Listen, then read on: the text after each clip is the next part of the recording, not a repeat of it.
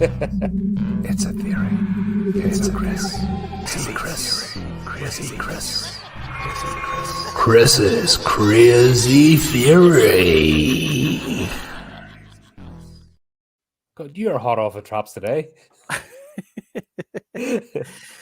So I started thinking, what are the chances? What's more likely that the first graboid sighting in North America occurred in the same place that a secret government project was going on in the 1970s? So I did a little research, and I believe... Have you actually went and got a flip chart? Holy shit. Holy shit. That is so 90s. I love it. I apologize for the crudity of this model. I didn't have time to build it to scale or to paint it. But this is my graboid timeline. Let me see if we can get that in here. Okay. Oh, man. Right. So first, 4.6 billion years ago, the Earth is formed. Give or take a few years. I'm willing to bend a little bit on that timeline. Then, a ways later, in 1965, the Vietnam War begins in earnest. 1970, the government tasks the Proudfoot Corporation to conduct military testing on animals to aid in the war. That is a fact, according to this story, of course. Okay, that's between 1970 and 1973.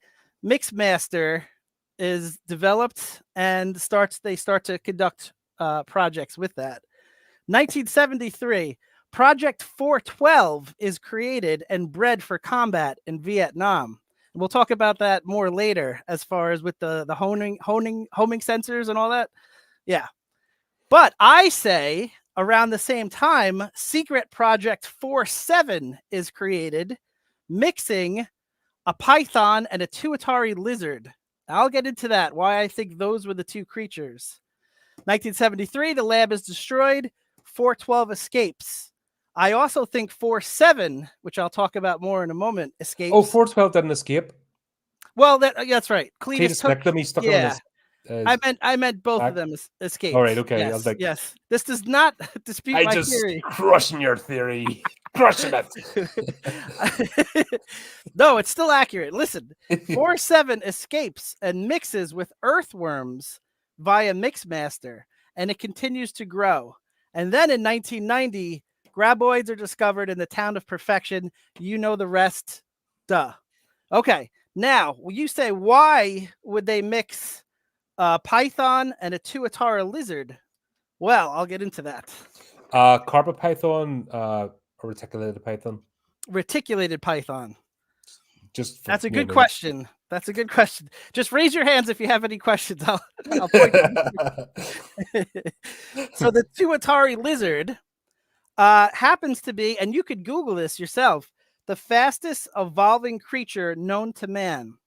So I think the Proudfoot Corporation used the lizard because it would help them adapt in Vietnam, and it would also help replicate because they were having problems with some of their creatures dying pretty early on. Cletus mentioned that in one of the episodes. If you notice some of the bumps and the ridges, very, very similar to the graboid.